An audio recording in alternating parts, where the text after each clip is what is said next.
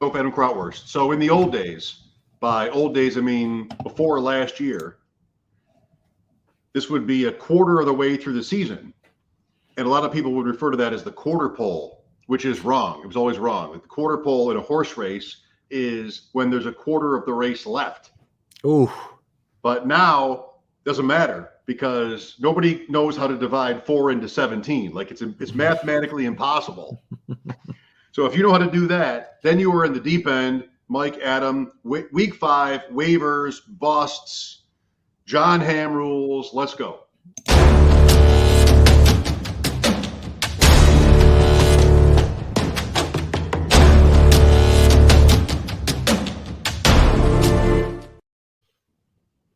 Maybe in Rochester they teach 4 out of 17. In Buffalo, they've never even tried that.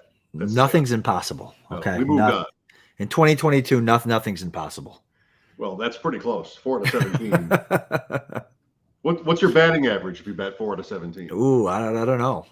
I don't know, but hey, if you're betting 300, you're a Hall of Famer. If you're right only 3 out of 10 times, you're good to go. Speaking of that, way off topic. How's Guilds doing? Do we know? I don't know. It's the last day of the baseball season. How great is that? I know. The guy is in first in baseball. One of our deep end, high stakes bros here. He's in first in baseball with 3 days left.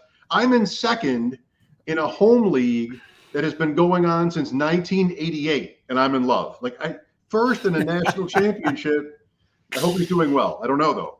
I'm going to text him right now. I want an answer by the end of the show. So you might get a result by the end of the show because every baseball game today started at 4 Eastern.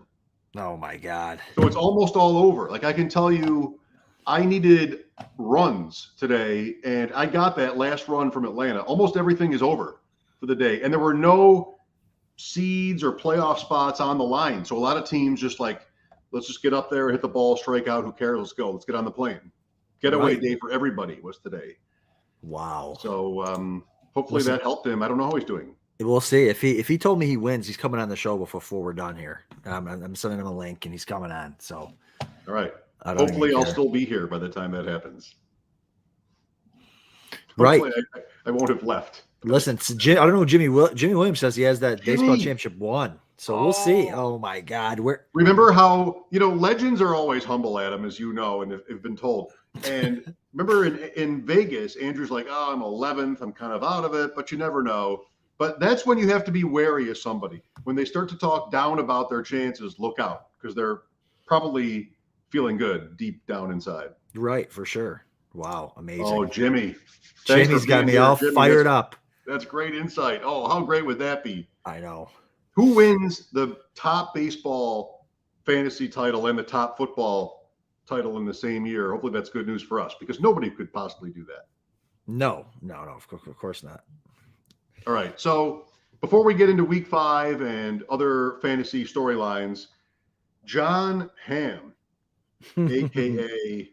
Don Draper, a.k.a. the new Fletch in the movie Confess Fletch, goes on the Manning cast, and he's talking about some insanity, Adam, in a fantasy league that he's in. Other names we know, Dave Damashek. He singled out Dave as the guy who was the victim of this, quote, victim. Their thing is, if you win the league, he said,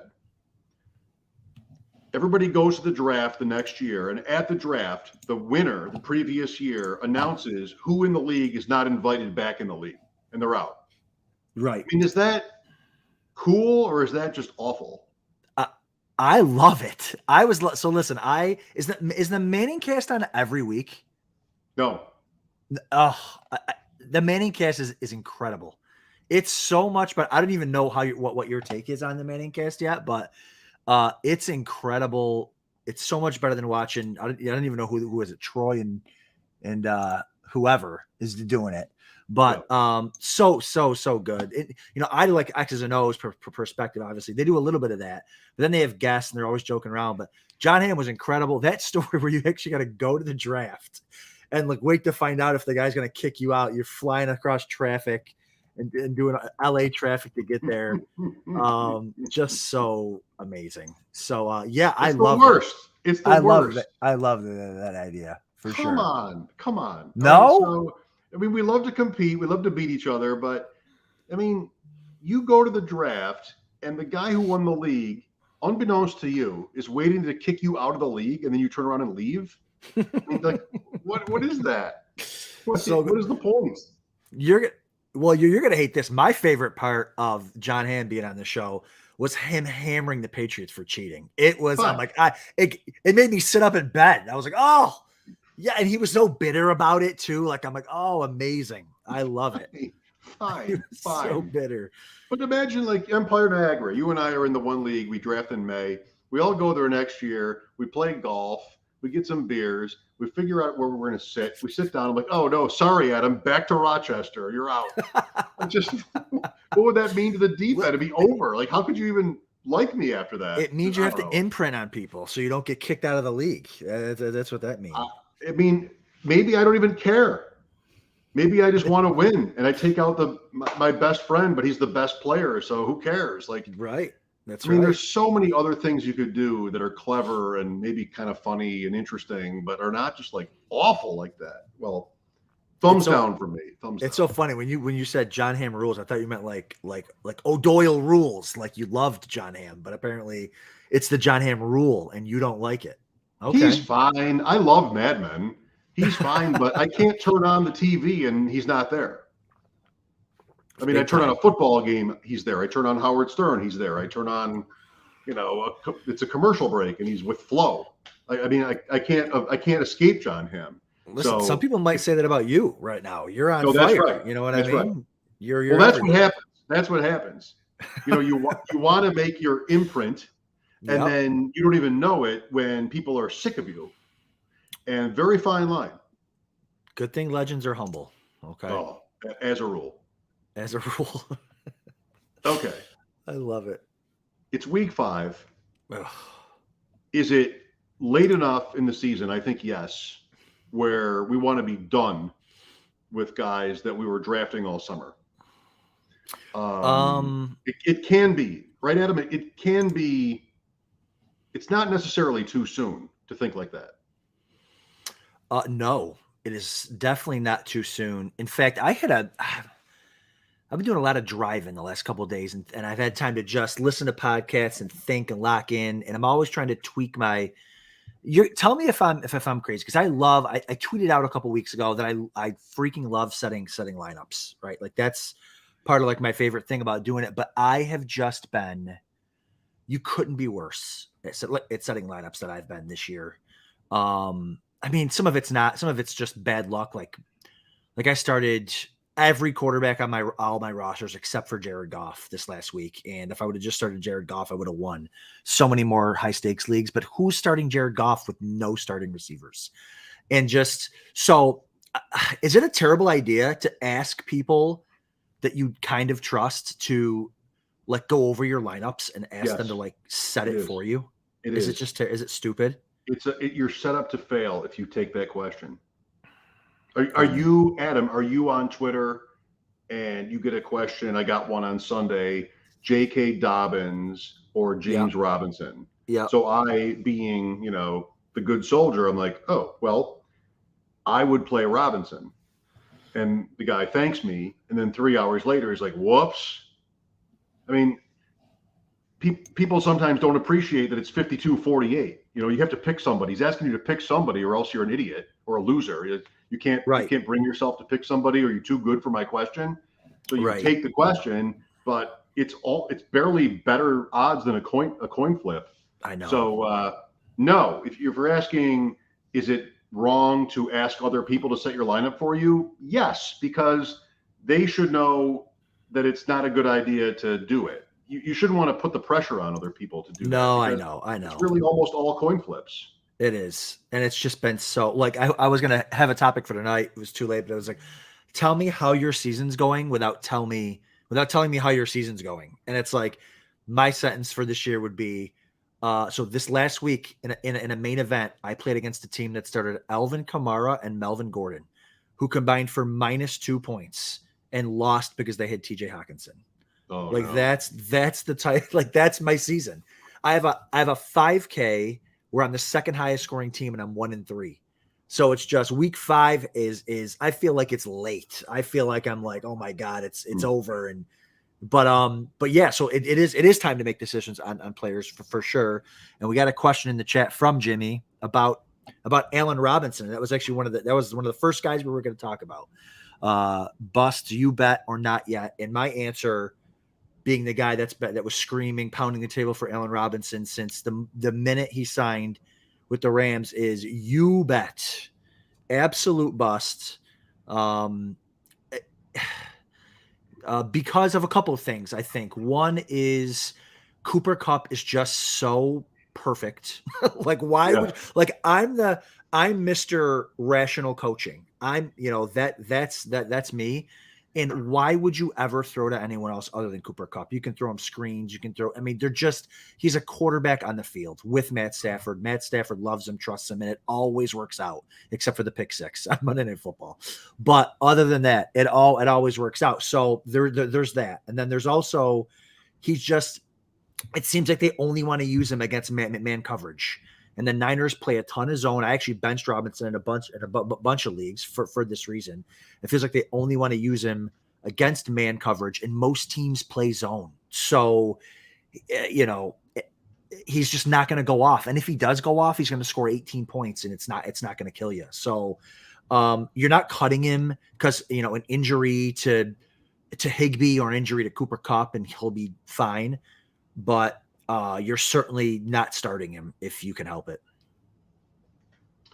Yeah, I mostly agree. The one thing I like the most about Robinson, because it was always a narrative about whether he was actually still good. I mean, the Rams had appeal and Robinson's career has appeal, and he's sort of been buried, but we don't know if he can still play, like if he can still run. Because last year his metrics were pretty awful. But the thing that I bought into was red zone. Like, maybe he's somebody in the way Devontae Adams was able to command targets near the goal line. Maybe Robinson could do that on a team where it wasn't obvious who else would. I mean, there isn't the running back that stands out, the tight end who stands out. Kupp is a different kind of player. Like, I think there was a sort of a little space there for Robinson to play that role. And in week 2, it was against Houston. That might be wrong, but they played in week 2, and he had a touchdown. He had another one called back because somebody had concussion symptoms, and they reversed the play. Like that I think was why, that was the bull case for Robinson. And we talked about him for a minute last week. I'm like, he's not a tight end though. He's not somebody that, because if you don't get the touchdown, tight ends are, except for like a couple, if you don't get the touchdown, you lost. Right. And that's how it feels with Robinson. So if Robinson were a tight end, he'd be like one of 25 guys, but he's not. So you're not starting him as a flex ever, and you really don't want to be starting him as a wide receiver. So he's pretty much cuttable, I think. Yeah, I mean, it's so crazy. But again, here's the thing too, and maybe I'm, I don't get to watch a lot of tape, like all 22 and stuff like that. But I've heard people who do stuff like that say he hasn't been that bad. I mean, he's getting a little bit of separation. I mean, he's literally ranked as far as like yards per route run, like the worst in the league. It's just they don't look for him ever. And so it's hard to score fantasy points when you're a complete afterthought. Maybe come out of the bye week or something. Maybe, playing devil's advocate, like maybe, Stafford not throwing all summer had a big effect on Robinson coming over and then not building a rapport. But I don't even know when their bye week is off the top of my head, but it's just 7. Yeah, 7. Good. Awesome. Hashtag bare knuckle. No, they're the same as the Bills. Yeah. Okay. That's the only reason I know it is studying for bare knuckle. The Bills and the Rams played the first night, and they had the same bye week, 7. Okay. Perfect. Yeah. So Philadelphia, Minnesota, Rams, Bills. That's your only, and they got, as a Rams as a whole, have to do something about that offense, because they're all season they've looked bad. Stafford doesn't throw a touchdown in 2 weeks, and they're really, really struggling. Anybody you're on there? Skoranek, Jefferson, Henderson, anybody around there? As far as adding? Or just anybody that you're sort of bullish on with the Rams? I added I'll give a little, sneak peek for super cheap. I'm trying to add Skoranek this week. I know you mentioned him last week, and I kind of chuckled I don't think it's a terrible idea. I mean, they look for him more than they do Allen Robinson, even though Robinson again ended the game with 7 targets, but they're not real. They're like, 8 feet over his head, or it's one fade here. Like you're right, if he doesn't score, but Skoranek looks like they love him because he's Robert Woods. He's a great run blocker, right? So he's not coming off the field. Tied for first, Rams. Everybody 2-2 in the NFC West. Of course. Najee Harris. So you're never cutting Najee Harris, right? And he's still startable, I think. But yeah, the team is pretty bad. The schedule gets harder. He's probably in your lineup, but you might be stuck. Yeah, Najee Harris, RB 26 right now. But you know what? It's like, RB 26. I feel like every running back's not every, but a lot of the top running backs are busts. I mean, we're looking at him at RB 26, or Delvin Cook at RB 24. I mean, RB 3. Mike, do you know off the top of your head, you're really good with stuff like this? Who are the top 5 fantasy running backs right now? PPR. Chubb. Yep. McCaffrey, probably. No, 11.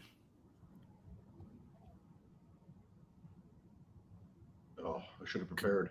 Come on, our guy. I don't want to put you on the spot. Our guy, Saquon Barkley, 2. Of course, Barkley. Of course. And then the one that I really wanted to get Jamal Williams. Jamal Williams is 3rd. Williams hashtag Draft Sharks Wednesday morning shows. Right, number that's one. right. The first player I ever mentioned on one of those was draft Jamal Williams, and then I immediately thought, wait, this is not how you do radio podcast. You can't start with Jamal Williams. Nobody will watch. Right. So listen, I have a surprise for you, Mike. Okay. Speaking of not a bust. A jersey? No, even better. I got the guild on the show. Wait a minute. Is it over? Is it over? It's over. It's over. The champ. That is tremendous.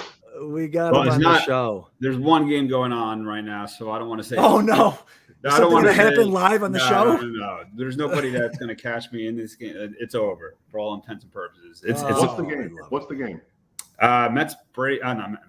Mets Nats. I think they're in the 8th, but nobody's close enough where they could do it. It's over. It's over. Andrew, you did it. What's up, Mike? Come on, you did it. Amazing. It's still kind of like surreal. I've been doing this shit, was 9 years now, grinding year after year. And it's like, I've been close. I've always been the bridesmaid every year. It's like, fuck it. I'm pushing that bridesmaid to the side. I want to be that fucking bride, Mike. Let's go. What happens to the brand? I mean, one time, what happens now? You got your one time. I was just on another podcast. I'm like, do I got to retire that? I don't know if I feel like I shouldn't. It's kind of like my staple. Yeah. All right. Yeah. So what's the grand prize? It's 150 up top. Let's go. What are we calling this thing? The online championship? Yeah, it's the Rotor Wire. It's the same one for the football. The same contest, just in baseball, but they have way more teams on the baseball side. So I think there's online championship. Yep. That is so cool. That is so cool. You won. Yeah, that's it, Mike. That's it. I'm still kind of in shock. I mean, I felt like I should win. The whole day, even yesterday, I had a decent lead. And the only thing I was fading was like Ohtani. The guy behind me had Ohtani going.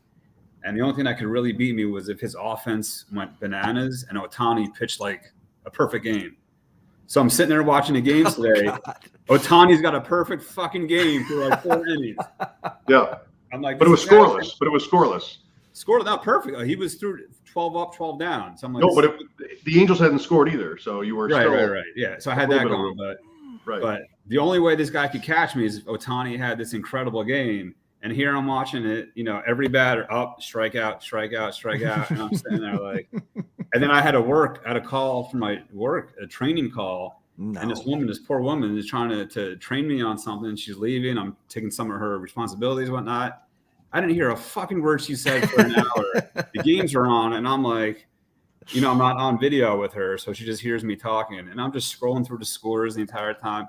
I'm just hoping my director doesn't come back and say, are you okay taking on this extra work? I don't even know what the fuck she said for an hour. So really hoping that doesn't come to fruition there. Unbelievable. Listen, so good. You're seeing the raw emotion. That's this right. My fate was sealed maybe like 30 minutes ago. That's it. So when you were in Las Vegas, or even a little bit before that, you're like, it was a nice run. Is that just being self-deprecating, or is that how you really felt? And can you tell the difference? What you mean for this baseball season when I was out there? So when I was out there, I was lingering around like top 20-ish, top 15, where you're still in the hunt, but you don't at that stage, you want to be, near the top 10, even top 5, right? So to me, that was a long shot for that time, or, what was that, early September? Yep. Yeah, I needed something special to happen. And last week, that's kind of what happened. It was one of those weeks where everything I hit worked. It struck gold. Every pitcher was amazing. Every hitter was amazing. So I just from last Monday, who was the Braves pitcher you picked up for Monday and he went 9? Bryce Elder, yeah. Bryce Elder. Bryce Elder. And that's nobody, you got to – I said this earlier too. It's like in these big overall tournaments, you kind of got to hit that magic. You got to get a little lucky. You know what I mean? I'm not too proud to say that. I do well in these things. But, to get over that hump, to really hit that peak, you need something special to happen. And that kind of fell in line there. So, good. Adam, who's the Bryce Elder of the football season this year? I don't even know. I'd have to know who he was to be able to compare him to somebody you're picking up in week 17. Oh. In week 17, you're like in 10th, and you pick him up for that last game. It would be like picking up Davis Mills last year for like a random start in the in the championship rounds, and he goes for 35, 40. You're like, who the he started Davis Mills? That's kind of what Bryce Elder was. And the thing about him was he was only going once. He was starting one time. And everyone's kind of eyeing those 2-star guys, right? So I saw he had a nice matchup. It was against the Nats. And, nobody really picked him up to start until this week. But I was the guy that was picking him up the week before, threw him in my lineup. And that's when he went 9 innings. And this week, he kind of had a shitty start. So people that picked him up for this week got kind of hurt by him. But that's the kind of stuff you got to do, man. You kind of got to take risks. And I feel like when I'm playing in these overalls, football, baseball, I'm willing to kind of take that extra risk that most people won't take. So that's when it helps to be a little bit behind. Yeah. Because you're in the lead. It's a different. Yeah. Oh, you're in the lead. You play it. Oh, yeah. The hunter, I'll tell you what, when I was in first these last couple of days, it was way more stressful being in first than it was second, third, fourth, whatever. So that's very, very true. So what's the grind? So compare the grind from I know you and I have talked about it, but for all the people listening, the grind from baseball to football, how much different is it? Oh, it's two different animals. I mean, baseball is I was even saying this yesterday to somebody. It's like for every 10 football teams, I'd probably equate that to 2 baseball fantasy teams as far as waivers, team management, that kind of thing. It's you can't do heavy volume in baseball like you can in football. You just can't. I mean, if you do, you're not going to be successful, or you have a team working with you or something like that. But I'm doing all these solo, so I actually don't even put much volume on the baseball side. I might have done total 12, 13 teams or so. But a lot of times the fab leagues, those are the ones you kind of got to keep managed. You can't go too crazy there. It's just very time consuming. It's it puts football, you look at football waivers, people get tired of those. I mean, that's you got your feet up compared to baseball. Right. That's right. It's just a different animal. Yeah. It's daily, right, Guilds? No, it's weekly. It's weekly. But, it's just you need to focus on so much. There's so many categories. You have to balance your team the entire year. You got to know where you're trending, where you're falling, where you're rising. It's just a puzzle that's just never ending for 6 months. Yeah. Football, you put a guy in, you want him to score points, 2 touchdowns, great. Baseball, you got to see, all right, who's he facing? What's the conditions, the weather conditions? How many starts is he getting? Yeah. Is he going to close this week? Is this guy worth, spending this much? It's there's so many other variables that you don't see in football that you see in baseball. So I love it. So good. So good. I won second place tonight instead of third because I got one more run out of the Braves catcher. So I'm living vicariously through you. There you go. Contreras scored on a single in the 9th inning to put me one run up for the season, and that was the point it needed. Baseball, the satisfaction at the finish line, I think, is better. It was funny. Yeah, I was telling more that goes in. I was telling my kids, I have a 9-year-old and my son just turned 7. I'm like, this is when I kind of knew it was pretty much over. I'm like, so Daddy won a fantasy baseball tournament. You guys could pick out like a gift. Tell me something you want. I'll go get it. So of course my daughter, she's like, I want a trampoline. She goes, hardcore or whatever, higher, of course. My son's like, Daddy, I want a stuffed animal. Like, stuff full of cash, Dad. Yeah, I'm like, you can get that, buddy. You sure you don't want anything else? But it's funny, man. Give me a pizza. Both are doable, I bet. Both are doable. Yeah, absolutely. But people keep asking me, what are you going to do? I'm like, I haven't really thought about it. I don't know. What do you mean? You're going to the Caesars buffet? Are you kidding me? Dude, I'll do that buffet every day for the next year, man. Fuck the payout. Give me that buffet. That's right. He gilds at the Mirage. Mike, have you eaten that? Have you eaten that buffet before? I don't know. Mike would never eat it. He would never eat it at a buffet. I mean, of course I would, but I haven't. Dude, this is like a fine dining buffet, though. I mean, like, it was amazing. Amazing. I'm in. He's in. Next year, we'll do that next year. I mean, I would make a special trip just to honor this championship. Yeah. No, I appreciate it. Also, you guys, all the support, man, and all the well wishes. I really do appreciate that. It's like people from the football side, baseball, everyone's kind of DMing me and messaging me. So, yeah, it's kind of surreal. It's just, it hasn't really sunk in yet, but that's great. It is what it is. Do you get to go somewhere and get a big check? Are you going to be on a cover of a magazine or something? I don't know. They want me to go out to Vegas. I heard now, and they want they introduce all the winners. But I'm like, you better have that red carpet rolled out if I come out there. You know what I mean? That's right. The big thing, getting off that plane and I don't see a red carpet rolled out for me. I mean, this is 3 years in a row, top 5 over. I mean, to put that into perspective, I mean, for baseball, I was going to save this for Twitter later, and I'll probably will put it up there. But it's on a Beeb level for the FFPC. That's pretty much what it is for baseball. That's sweet. Only it's way harder. And baseball is harder work, right? I'll say it. I'll say it. Yeah. RotoWire. So accomplishment is probably up there in that realm. The RotoWire guys are some of my first friends in fantasy. I would have Jeff Erickson on my show in Buffalo, and then Chris Liss, and then they got bought. Mario Puig is one of my favorites for football. I like the RotoWire guys that I know. Coventry, Adam. Yeah. And then, I don't know so many of the baseball guys. Wait, you knew Jeff before RotoWire then? Or they've been. No. But when I started getting into fantasy, I was listening to Jeff and Chris. And then that Sirius show was Craig Mish in the mornings. And that's when I got into fantasy baseball. It was only that recently. Like, is that even 5 years ago, 6 years ago? So RotoWire for me was like the way in. And so I follow those guys, Clay Link and Van Riper, those guys, and they got bought. RotoWire got bought. So Chris is no longer with the company. So the OGs got, probably big payouts, and Jeff is still there. Anyway, there's no reason for me to be telling the origin story of the company.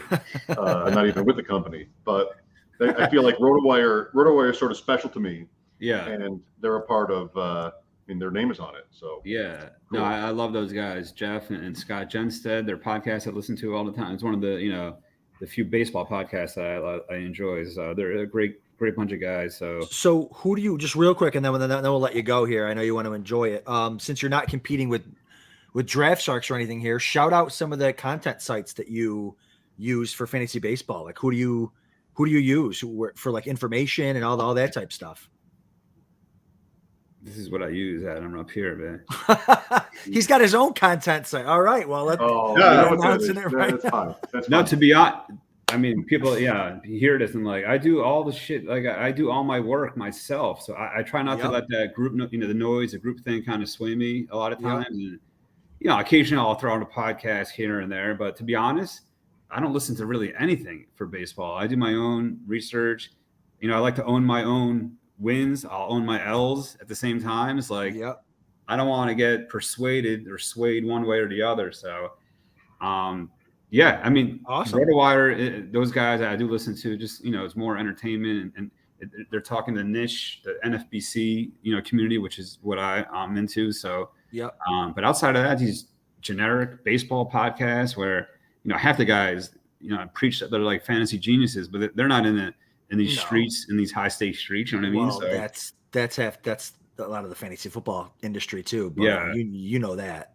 I appreciate the guys that put the skin in the game, that play what I play and talk about what we play, and those are the guys that I like to listen to and kind of get some opinions off of. But for the most part, I'm picking up those Bryce Elders. I'm not listening to anybody. Nobody's telling me to do that. They should be listening to me. That's right. I mean? That's right. They will be now. They will be now. I got to throw a little Guild's flavor at the end there. For you. It can't be too vanilla. No. Awesome. I do appreciate you guys, and happy to hop on anytime you want and just talk football, whatever, throughout the season, and just let's go. Let's go. Okay, listen, be the first guy to go baseball, football, back to back, baby. Dude, let's go. It might happen. It might happen. Congratulations, Andrew. I appreciate that. Thank you guys so much. Appreciate it. See ya. Yep. Oh, wow, what a night. Cool. What a night, everybody. A cavalcade of stars. A cavalcade of stars. We got John Hamm. We got the Guilds on the show. It's like the main cast. That's incredible. When I was in Houston for the Super Bowl between the Patriots and the Panthers, Radio Row that week, Taquio Spikes was probably the best player on the Bills. And he was down there. Was he from Houston? I don't know, but he was from, he was there. Like all the top players in the league hang out and they walk around Radio Row. And we got Taquio Spikes on. We were not the flagship station of the Bills, so it was like through the side door to be able to get anybody on the team. I didn't really want to talk to Taquio Spikes. I never want to talk to players, but it was like an accomplishment to get somebody prominent on the current team on the show. Yep. So we're talking to Taquio Spikes for like 10 minutes, and I go, Taquio, what person this week, Radio Row, everybody's here, who has impressed you the most? And he said, when I looked in the mirror. That's the Guilds, baby. I'm not reading those other sites. I mean, I do, but I know what I'm doing. And that's not, what do they say? It's not cocky if you can back it up. That's right. And the guy just won 3 times in the top 5 in a row championship. That's awesome. Good for him. That's incredible. That's incredible. You want the people who win the most to have an ego, because they should. Why would they not? Right. Think like they've got confidence. That's right. Confidence in themselves, sort of a strategy that's better than yours, right? Right. And that's going to show. If it shows, why is it their fault? I don't think it's their fault. It should show. It's hard to hide that. You don't necessarily want to. All right. Yeah, no, I completely agree. All right. Let's move ahead. Bye weeks and onesies. Okay. So Talk to me. Here's my question for you. I don't know if you have any you put any thought into this, but you've got you probably have from experience. You've got the bye week start in week 6.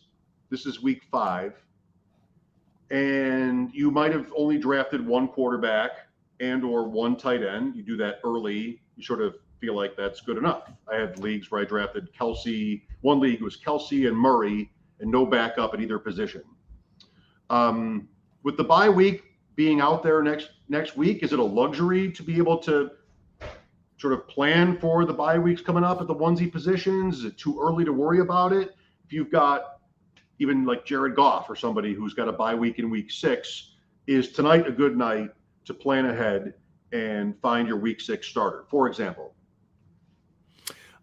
No, it's definitely not too early. You don't want to get too far ahead of yourself because of injuries, for example. Like if you're trying to back up your onesie position and then you do it maybe 2 weeks in advance or 3 weeks in advance or something like that, and then that player gets injured, then you've wasted fab when you could have just waited. Unless it's a player that like is like 98% owned or something, and you're like, okay, well, he's never going to be available in 2 weeks, something like that. But I think if it's just like a sleeper tight end or a sleeper quarterback that you're just trying to add for that bye week, then I think you're okay with just waiting till the week before. I will say a lot of times I do that just in the draft, right? Once I take my starting quarterback, if it's not an elite one, I'll go and I'll find the bye week kind of matchup there, and I will and I'll just fill in the blank based on like how I think the matchup's going to be. So, but I do think it's interesting too. I wish, and I don't know the answer to this. Maybe we were told the all play week for FFPC is week 6. And I'm wondering whether they didn't do it like week 5 or earlier before bye week starts. Cause that, it just, I know the FFWC does it week 1 and week 2. Which was kind of cool to start off the season like that and not have to worry about bye weeks. So, but yeah, so there's the all play week 6, and you've got bye weeks that week, but whatever. But yeah, so the onesie positions, I'm just usually I don't have naked quarterback or naked tight end, so my onesie positions are generally filled. Man, tight end though, good luck to you if you didn't draft Andrews or Kelsey. I mean, the earlier you drafted the next guy, the worse shape you're in. Unless it's, I guess, Goddard and Higbee, you're fine. You're happy if you got Higbee. You're okay with Goddard. I guess even Hawkinson after last week, but it wasn't like he had a good first 3 games. So right. I mean, Hawkinson's going to end up. He's probably going to end the season as like a top 5 tight end, based on he's going to have 1 week, 1 week where he was good, and because the rest of the league has been so bad, it's Higbee actually was dropped. I have no idea why he was dropped in like it was a Football Guys, I think, that I was in after week 1, and I spent like $400 on him to get him, and I'm thrilled that I have him because he's going to end up a top 3 tight end because he gets 15 targets a game. So, but yeah, tight end is as ugly as it's ever been. Waivers for week 5. There's a little bit more to talk about. Denver, for one, you have Mike Boone available in most leagues, Latavius Murray in even more, Melvin Gordon in a couple. If you want to push your chips in on who probably has the best chance of being the number 1 in Denver, but what is the number 1 in Denver going to be? Right. With a pretty bad offense, and I don't know, Wilson. One stat on Wilson that's kind of interesting is how much more effective he's been, expected yards per attempt, throwing to receivers and everybody else. I think we knew this, but Denver didn't. And through 4 games, it's revealed that their best course of action is to throw the ball to Sutton and Judy, and even Hamler. And the more that they do, the better off they are. Go figure. Isn't that true of like every team? Every time we talk about some team and analyze it like this, throw the ball outside, more yards per play. And maybe now they'll feel like they have cause to do that with Javonte Williams out. They were really starting to feed him. So what do you want to do with the Denver guys? Yeah, I'm in camp Mike Boone here. I mean, obviously, if I have if I have Javonte Williams and Davis, I don't have any Javonte Williams in my highest stakes leagues. I think I have him in like maybe 2 Football Guys, but same here. And in fact, I think I drafted him on stream. We did a Football Guys on stream when I took him in the 3rd round. But yeah, I'm on Team Mike Boone. He's a great SPARQ score coming out of college. I think he was number 2 in athletic SPARQ score behind Saquon Barkley the year he came out. So he's athletic. He's been on the team. So the team clearly likes him. Melvin Gordon is just, he's older. He's fumbled 4 times this year. They didn't initially bring him back, and then he kind of just came back, and he hasn't been great this season. I think if I have an option of one or the other, I would rather have Mike Boone. Now, Melvin Gordon isn't going to be a free agent, so Mike Boone's available everywhere. Man, I'm willing to go 2, 3, 350 on him this week, and I know people are going to bid more. Like if the Javonte Williams owners are probably going to go crazy on him, and then you've got all the fine. No, I get it, right. and I know you've got all the other, but you're almost forced to. Like when I get to my Javonte Williams team, I'm probably going to look at it and be like, oh yeah, I definitely need a running back. I got to just like, what do you do? You need a guy to get to come in and get your points. So, and Boone has a chance to be the lead dog in the backfield, I think. So, again, Gordon is has one of the most touches as far as running active running backs in the league. So he's worn down too. He could get hurt at a higher rate than everybody else. So I'm on Team Mike Boone, but like you said, overall from a Broncos offense perspective, I love the fact that maybe they're going to push a ball down the field more. And as far as Jerry Jeudy, stay confident in Jeudy. Week 1, he was awesome. Week 2, he got hurt, missed the game. Week 3, he's nursing the injury. Week 4, he scored and looked good again. I think Jeudy is going to start to come around, especially with no Javonte Williams. I mean, I'm okay there. Sutton over Jeudy though right now, I think, decidedly. And if Wilson takes over, then yeah, both guys. But Sutton for me is in a great spot, and Jeudy in a almost as great spot. Pretty good. Yeah. But Jeudy for me is like, I have teams where I wouldn't start him, and I don't have any teams where I wouldn't start Sutton right now. Alberto is a tragedy. I know. I mean, the Falcons, the Broncos. Yeah. Teams that cannot figure out how to use huge, fast people. Like, why is it so hard to be able to like put them on the field at even Miami a little bit. Like Gesicki is not on the same level, but he's big and fast. And okay, if you don't need the guy, at least Miami can stand behind. We're doing okay. I mean, they've got Hill and Waddle and they're winning, and all right. But Denver and Atlanta, they've won 2 games. So is Denver. Just very frustrating because those were highly invested players, Pitts and Alberto Quabenham, but bust. So far. Yes. If Isaiah McKenzie's available, I like picking him up now. He might not play this week because of a possible concussion. But we've got Crowder who broke his ankle. So McKenzie, Khalil Shakir is worth $1 bid. If you got no one else, like if you're you don't want to spend big money on guys and you have someone that you can drop, like don't force a drop for a guy like Shakir. But if you have a roster spot, go grab Shakir. He was the only player who made a defender miss other than Josh Allen on Sunday. And, right. Gabe Davis has been hobbled. He looks terrible. Dawson Knox looks terrible. So you got Isaiah McKenzie and Khalil Shakir. McKenzie's startable when healthy, and being the only slot receiver there. I mean, it's what we're talking about all summer. If we had an answer, like if there was no Crowder there, I think McKenzie would have been getting drafted much higher. Think Cole Beasley from 2 or 3 years ago being a top 30 week in and week out receiver. So I like Isaiah McKenzie too as a roster ad.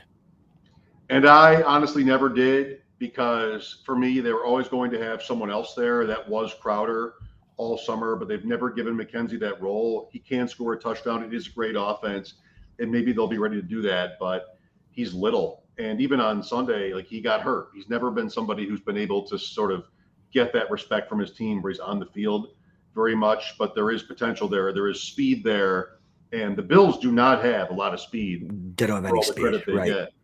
I'm in on Gus Edwards. I have been the whole time, thinking that hopefully week 5 we get Gus Edwards, and I think there's a place for him. He's always been effective for Baltimore. Romeo Doubs, it's too late. I mean, that was right all the way 2 weeks ago in Tampa is where it became like sort of too late for Romeo Doubs, I think, when he sort of emerged as like, okay, this is going to be Rodgers' guy, and that was true also in week 4. I think Pacheco in Kansas City, similar to Dobbs, somebody that got hyped in the summer, late in the draft season. He looked good in that game, and no one else does. I mean, Edwards-Helaire has the touchdown luck going, but in a lot of leagues, some of your league mates are not going to see the whole board when it comes to the Chiefs running backs, and maybe the Chiefs won't either because teams get it wrong a lot. But Pacheco is the guy I want there. If I'm good, like my record is good, and I'm looking ahead to the playoffs, I feel like he is easily the one with the best odds to be relevant later. For all the Bills fans listening, would Isaiah Pacheco be the best running back on the Buffalo Bills? Well, he'd have to be better than Duke Johnson, who is the best running back on the Bills. And I don't know if he's better than Duke Johnson. All Duke Johnson does is catch the ball like hell. He runs great, runs through people and around them. all-time leading rusher at the University of Miami. Very small school in Florida. Nobody knows any players who ever played at the University of Miami. But he's older now, and any team he goes to has guys they drafted, so they can't just really give him an honest chance. Is he back on the active roster now, Mike? Or not yet? No. They had to draft James Cook in the second round, who was never that important at Georgia. And so they had to do that. They had to, of course, Moss has to rate. And, we love Zach Moss. So there he is opening night. There he is through 4 games. But for me, Johnson is the best player. Singletary's been fine, but come on. Yeah, right. Singletary's been fine because of the opportunity. Like Pacheco, I'm watching Pacheco. And I was one of those guys drafting Pacheco in the 11th round in the summer and just holding on to him. But yeah, I mean, if he had the Singletary role, I mean, he'd be exploding. It's just, I don't know what's going on with James Cook. Imagine taking that second round James Cook pick and giving it for the Giants for their superstar running back that they were trying to trade. But whatever, that's all in the past. Any running back on the Bills, though, they would need holes, and there aren't holes in the Bills running game. Like there's not really room for, even with Allen. I think it's pretty fragile with the Bills right now. We can talk about this, Saturday at the bounce house or something with our kids in the bounce house. But I think it's a little bit fragile right now. Davis, you don't know. Knox isn't doing anything. Knox is hurt too. Crowder's down. McKenzie has never been a full-time player. Is Shakir the savior? That's where you are in week 5 as the Super Bowl favorite. You need Shakir to sort of save you. And you cannot have Diggs go down. You cannot. Oh my gosh. Well, go do